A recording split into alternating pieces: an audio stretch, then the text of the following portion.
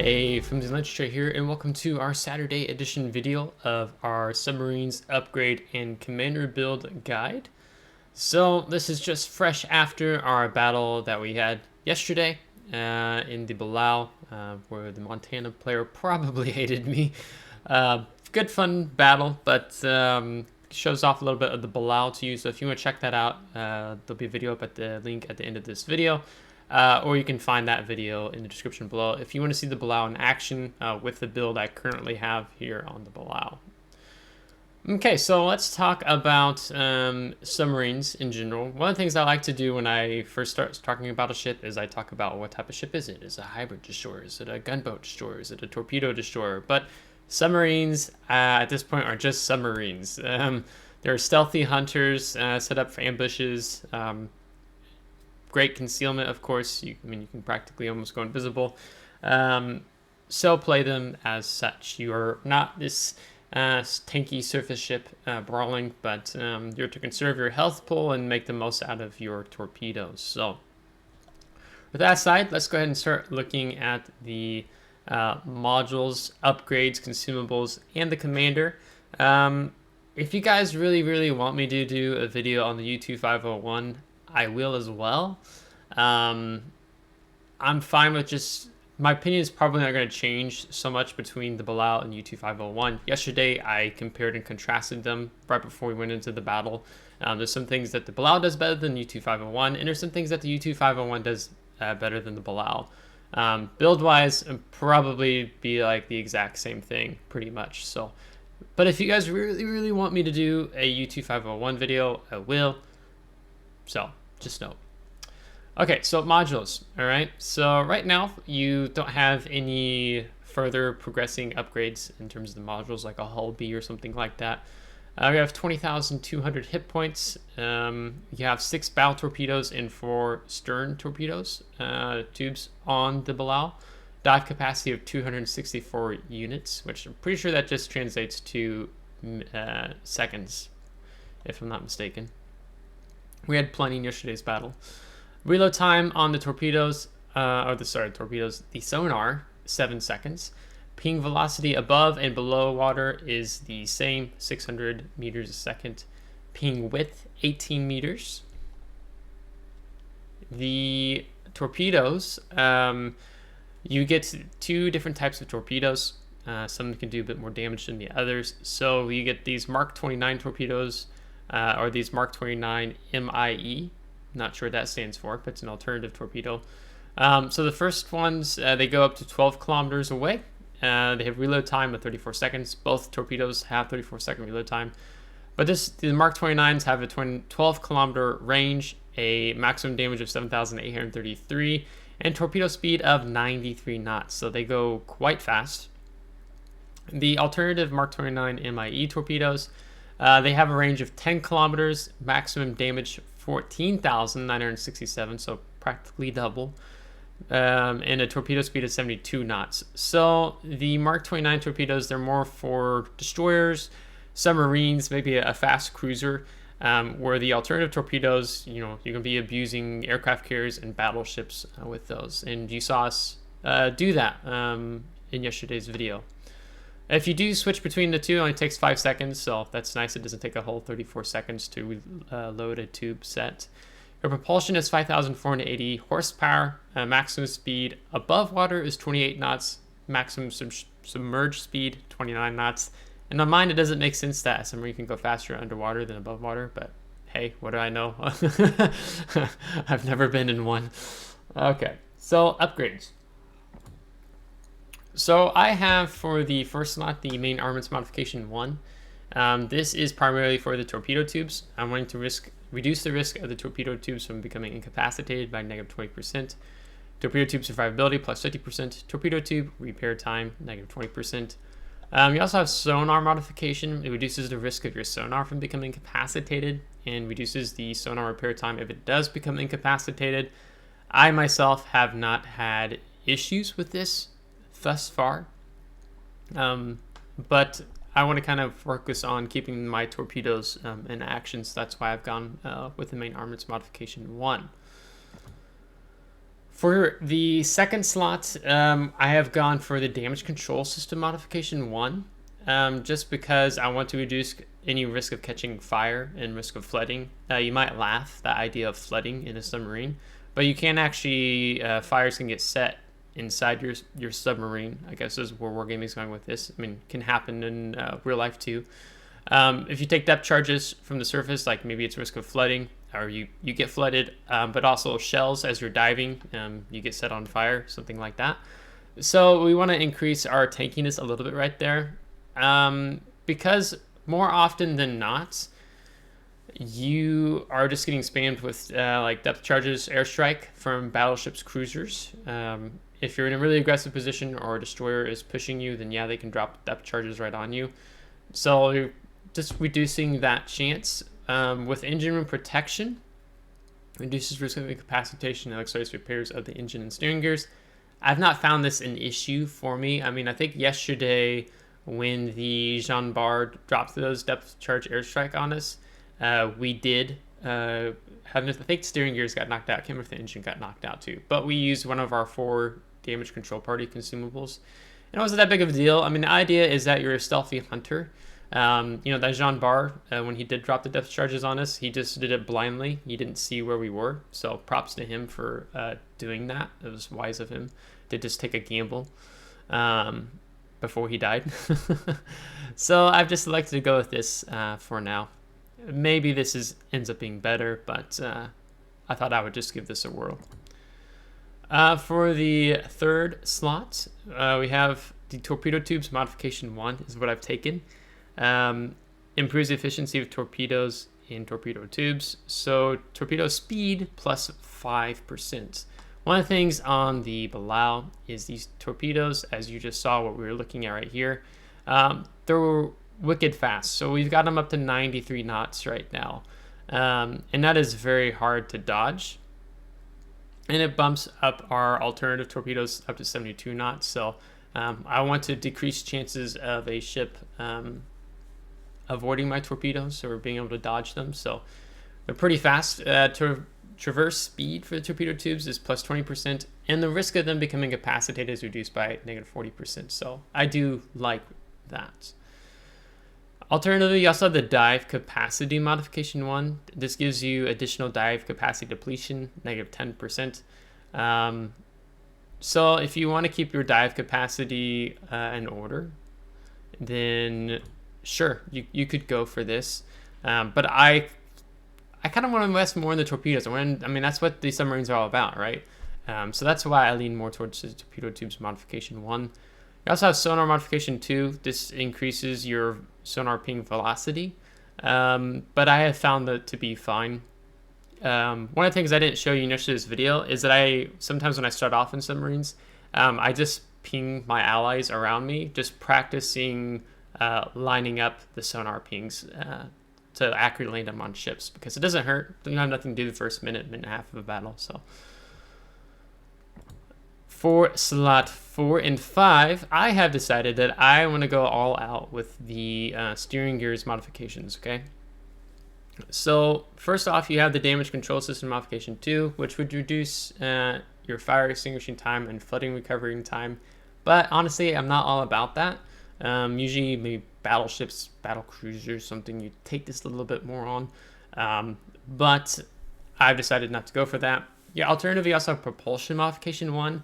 And it's not like you're trying to juke shots in a submarine, which is why I ended up, I don't feel like this is the best route to go. But what I do feel is a really good route to go is these steering gears, okay? So rudder shift time is reduced by negative 20%, and the diving plane shift time, negative 20%. You may notice yesterday's battle, I was like, oh, like the rudder shift is actually rather nice when I was on surface maneuvering. And that is because our rudder shift time is 3.4 seconds. Okay, turning circle radius is 650. Underwater maneuvering, you can see a little bit more going on there. And then for the 5th slot, I'll talk about this one in just a moment. Yeah, torpedo lookout system. Honestly, your only torpedo threat realistically is from enemy submarines, and you're pretty much going to be able to see if they're coming at you and whatnot. So it's not that big of a deal, especially if they're pinging you. You should be expecting torpedoes coming. Ship consumables modification, this increases the action time of your consumables, so by plus 10%. So that means we would have our hydrophone would go an additional 10%, so 4.5 seconds. And then our enhanced rudder gears would go for 33 seconds. So I didn't feel like that was worth it. So looking at the submarine steering gears modification 3, our rudder shift time is now negative 40%, diving plane shift time, negative 40%, and the steering gears repair time, if they get knocked out, negative 80%. So basically, our rudder now is a very maneuverable submarine. Our diving plane shift time is that we can dive quicker, or we can ascend quicker, which is also really nice. And so that's kind of what I revolved it around, especially when you have some submarine on submarine combat, and the more maneuverable you are, more faster you can dive or ascend to avoid torpedoes, the better off. That's how my mind works when I'm looking at the 5th slot here for the upgrades. For the 6th slot, I was kind of torn between the two because both of them are honestly good. It's not one's worse than the other. But here is where I'll tell you where the difference in yesterday's battle came down to, okay? So with the torpedo tubes modification 2, it reduces our torpedo tube reload time by negative 15%, okay? So our torpedoes now reload at 34 seconds. Without this, they reload at 40 seconds, okay? But we do get an increased risk of the torpedo tubes from becoming incapacitated, but we've kind of accounted for that with some of the previous upgrades and preventive maintenance I think I also have on Halsey for Balao. But that meant I could throw torpedoes even faster at the Montana that was bow into us. So the 34 seconds actually didn't feel really bad to me. So that was nice. A situation like a U-2501, I mean, since all the torpedo tubes reload independently, you don't have to wait for one torpedo tube set to reload before the next. I mean, you could be a little monster there, but I think your reload time is slightly longer on the U-2501. But it worked well. I liked having this. And as an example in yesterday's video, in battle, the dive capacity was never a concern for us. One of the tricks you have to learn with submarines that I think is important from my limited experience with submarines is managing your dive capacity. So if you do not have a reason to be underwater, you should be on the surface. You be mindful of your concealment. You know, as the Montana approached us, I went ahead and went to periscope depth. I had plenty of dive capacity. It wasn't a big issue. The Shimakaze ended up chasing us. I went ahead and dived just as a precaution, just in case he decided to rush me. That wasn't a big issue because I had plenty of dive capacity left at the end of the video. If I had been remaining on the surface and I was out of dive capacity, and I didn't even have enough to dive capacity when I went up against the Montana, like we probably would have died to Montana, or at least he would have brought us down half health, and the Shimakaze would have finished us off. So when you don't need to be underwater, you just be on the surface. There's no reason for you to be underwater. I see players who start off submarine battles and decide, I'm going to dive down to maximum depth and at the start of a battle. Like, it doesn't make sense. You're just wasting your dive capacity. And now that it replenishes during the battle is nice as well. So that is why I have this setup, and I think it worked out pretty effectively. I'll go ahead and hit the armament real quick. So we talked about the sonar. Reload time, 7 seconds. Duration of a ping effect on a sector highlighted once, 25 seconds. Duration of a ping effect on a sector highlighted twice, 65 seconds. So you saw this in yesterday's video with the Montana. I double pinged him. I didn't need to keep pinging him. When you keep pinging a target repeatedly, you're just telegraphing roughly where your location is. They know what direction you are. The question of how many kilometers are you away, right? So if you get a double ping, then you just stop pinging. He had his damage control party was already used, so there was no need for me to keep pinging him repeatedly because I had it 65 seconds, right? So that's with that. The acoustic homing torpedoes, as I mentioned previously, these are ones you're going to be using on fast-moving targets, light armored targets like submarines, destroyers, maybe a cruiser that's really fast and good at maneuvering, or maybe more like a battle cruiser, battleship, aircraft carriers. If you can use these torpedoes, you'll get much more damage. You saw that in yesterday's videos, being conscious of switching between the two. But they have a slightly less range. They're slower, but the reload time is the same, and their maximum damage is double of what the acoustic homing torpedoes were. Consumable wise, stock, you start off only with 3 damage control parties, so they limited the number of damage control party consumables. And I think they limited it because they increased the consumable action time in this previous iteration of testing in 11.3, because submarines still aren't done yet. So I think I read in dev blog they're going to reduce this, if I'm not mistaken. To me, a submarine that has the consumable action time of the damage control party for 15 seconds is kind of dumb in my mind. I mean, it's nice for you as a submarine, but it makes you super tanky when submarines were never tanky to begin with. You're a submarine. You're a cannon of water, right? So let's see what wargaming ends up doing here. But you only start off with 3. I took a commander skill that gives me 4. Hydrophone, while submerged, highlights the terrain around you in positions of ships beyond the spotting range. Detects submarines at maximum depth. So ship bearing of 7 kilometers, submarine spotting at maximum depth 7 kilometers. So if you're trying to find that pesky submarine, like when I was trying to hunt, was it a Balao or U-2501? I can't remember. I was trying to figure out where he was, and I accidentally fat fingered the hydrophone earlier, but before my hunt began for him. But if I would have dove and used that, then I would have probably picked him up as he was heading towards the cap. So that was just on me. I thought he was on the surface, and I was trying to help out a teammate.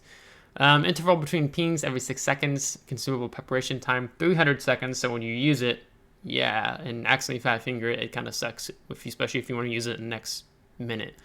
The action time is 45 seconds. So reload time is 80 seconds. So that's nice that it's, reload time of 80 seconds and the consumable preparation time 300 seconds. So it takes 4 or 5 minutes at the start of a battle before you can even use this. But the reload time at 80 seconds, that's good. I read that backwards at first. Enhanced rudder gears increases dive ascent speed and reduces diving plane shift time. So when you activate this consumable, your diving plane shift time is reduced by negative 20%. Maximum dive and ascent speed plus 20%. Consumable action time 30 seconds, reload time 120 seconds, and you have 3 of these charges. So this gives you additional maneuverability when you are a submarine. Maybe you're in the heat of battle, you're combating against an enemy submarine, there's a destroyer chasing you. So activating this consumable, that's kind of the time you want to be able to use this consumable. But we didn't end up needing to use the consumable in yesterday's video, so I didn't get to show you that. Okay, so let's talk about the commander. So I have Halsey. I have him at 20 points. I'm working on getting him to 21 points, so I think I'm going to use my Elite Commander XP to get him the rest of the way. Maybe, we'll see. So right now, essentially what you're seeing is a 19-point build on a submarine captain of what I have, okay? So I'm going to start off with what I think you should take from up to a 10-point commander, and then what I would say take after that. Know that I'm no expert in submarines. I'm doing this to help you guys process when you begin to select skills for your commander on submarine, what you should keep in mind and what to be leery of. And so we'll go into that. So what I decided to do is take Liquidator. It's a attack skill. Chances of causing flooding plus 30%. And that's going to cost. I don't know if it's going to be free or not. Plus 30%. So to me, that's nice, increasing any chances of flooding, because torpedoes are, that is your main armament, right? So inflicting flooding means increased damage numbers, likely to kill a target.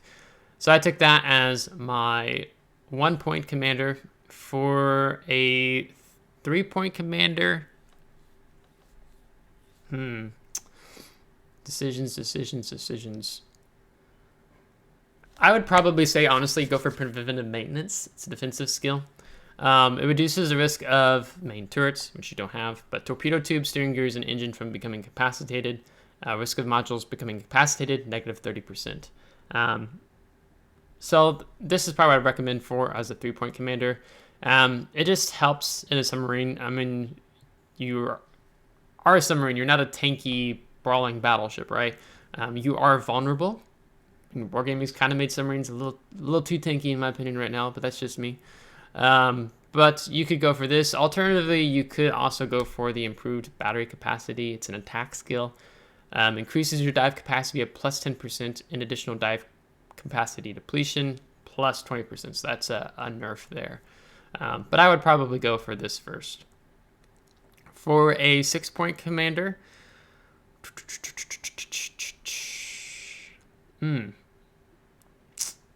this is a good question. I think I would go for Superintendent first because you only get 3 damage control parties and you only get 2 of the these guys, enhanced rudder gears. Okay, so because to me, if you're gonna get spotted likely at different points, iterations throughout the battle. So then, you know, when there's a battleship or a cruiser that throws depth charges at you with the airstrike depth charges, you know, you can run out of 3 really quickly in that situation, depending on how you're positioning, right? So I think it's important to have the 4 damage control parties and 3 enhanced rudder gears. Keep forgetting what's that called. For a 10-point commander, Adrenaline Rush. Okay. Adrenaline Rush, it enhances your ship parameters for each 1% of HP lost. Sonar cooldown time, negative 0.2%. Torpedo tube wheel time, negative 0.2%. Yeah, it's really the torpedoes and the sonar is what you're going in mind for the Adrenaline Rush. The reason why I say this for the submarine, you know, as you start losing health, you know, you could be, you know, for right now I had 34 seconds. I could be looking at something like 33, 32, 31 seconds as I lose health, right? So this is a permanent effect when you take this skill. So that's the 10 points. That's the 10-point route, standard route I would recommend going. And then some of the other skills I've taken, we'll talk about those first, are more defensive skills. So you have the improved battery capacity, which I previously referenced. Okay, this is an attack skill, my bad. Dive capacity plus 10%. So it increases. So when I was looking at these commander skills before I even did this video and before I even mastered these skills, I was really paying attention to how it affects things here. You know, so it increases our dive capacity, right? And then you can see dive capacity depletion. You can see it's 1.0 units. Dive capacity depletion while submerged. Okay, so we took a little bit of a hit there on that plus 20%. Then I've taken Watchful, which I think is a very good skill to take on submarines. It displays a detection marker showing that the submarine is currently within the action range of activated enemy hydroacoustic search or surveillance radar consumables while at the periscope or maximum depths. Okay, so Watchful is this in a sense saying if you surface right now, you will hardcore be detected, right? So it's just kind of giving you an alert, like this isn't a good place to, it's not a good time to surface right now, as an example. So it gives you some situational awareness because when you are underneath, you're submerged, especially at maximum depth, you don't know what else is necessarily going on above you unless your teammates are spotting ships that are around you.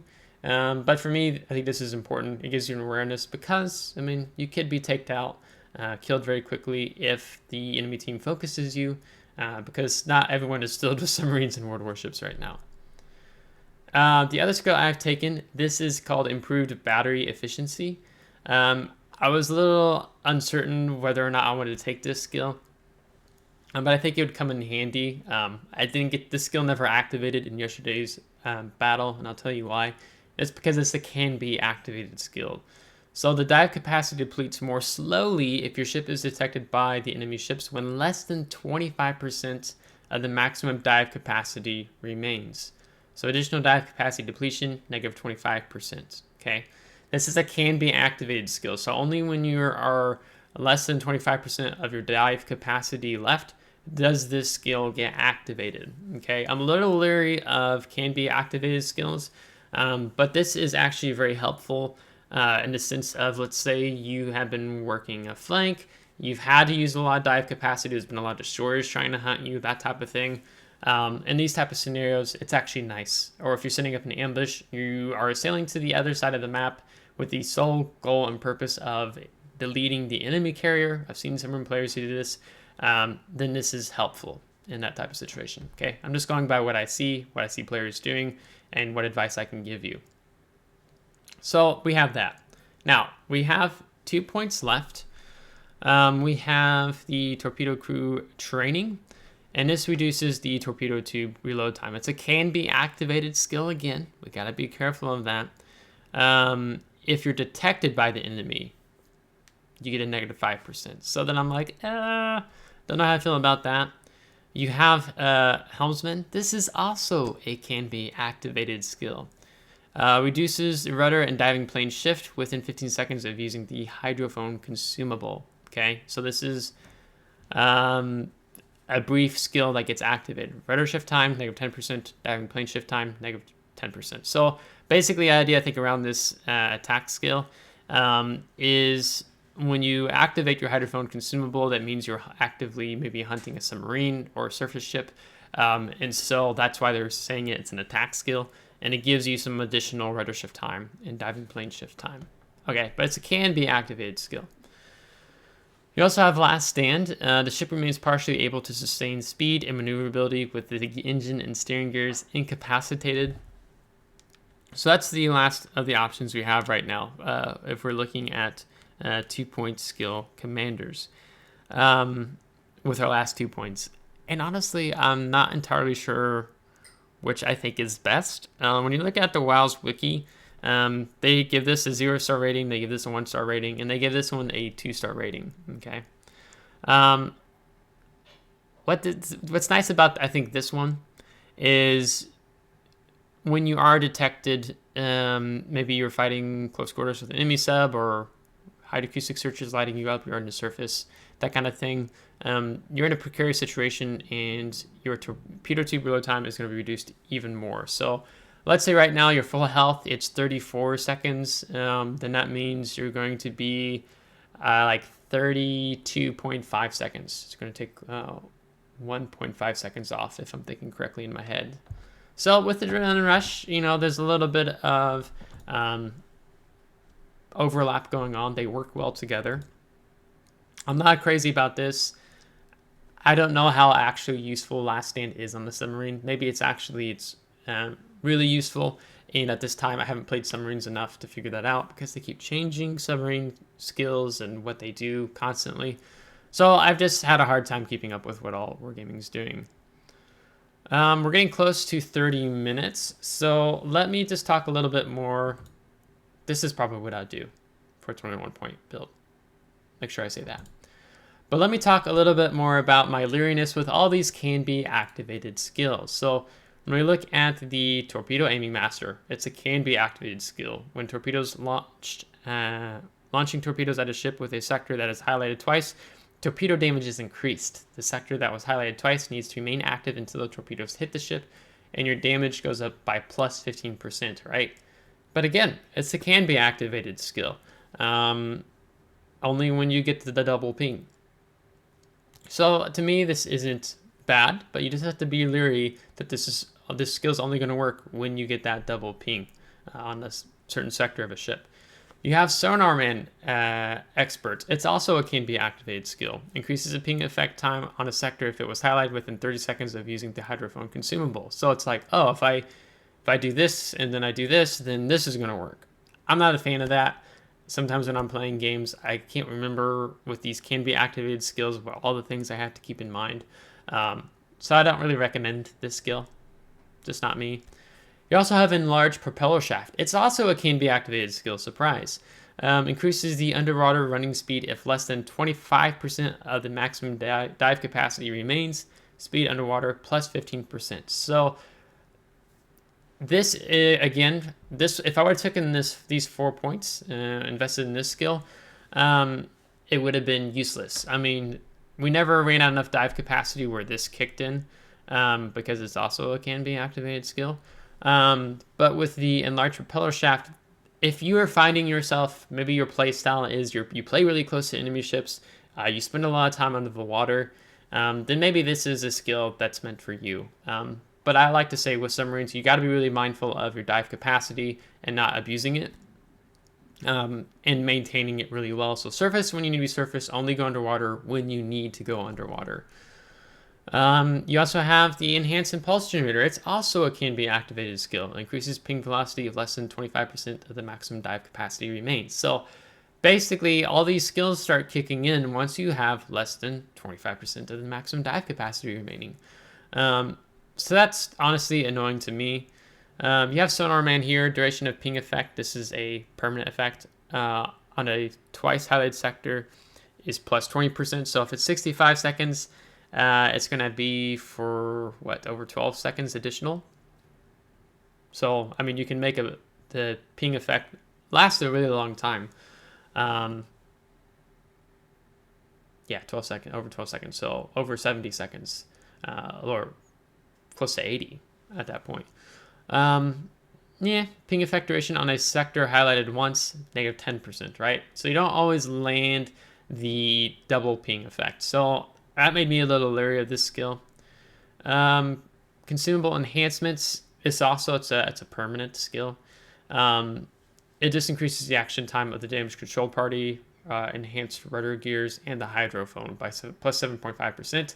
But I'm like, I don't feel like I needed it. So yeah, so you just have to be mindful of how many of these skills are can be activated skills. If your commander build is just full of can be activated, then you're actually in battle with just like, let's say a 10 or 12 point commander as an example. So you just have to be mindful of that. So this is what I'd recommend for now. I'm still learning submarines. Wargaming is still figuring out submarines. I don't know how long this video is going to be relevant for, but this is during 11.3 update. So hopefully you found this helpful. Like I said, if you want me to do a video on the U2501, I will. I did compare and contrast those at the beginning of yesterday's video. There's some things Balao does better than U2501, and there's some things U2501 does better than the Balao. It just depends on your personal taste and personal flavor. But I had Halsey being almost a 21-point commander, so I would get most effect out of him because I don't have that most highest point German commanders yet. So if you like this video, give it a thumbs up. If you did not, give it a thumbs down. Subscribe if you do want to see more. If you're subscribed, thanks so much. I really appreciate it. And we will catch you next time. Take care.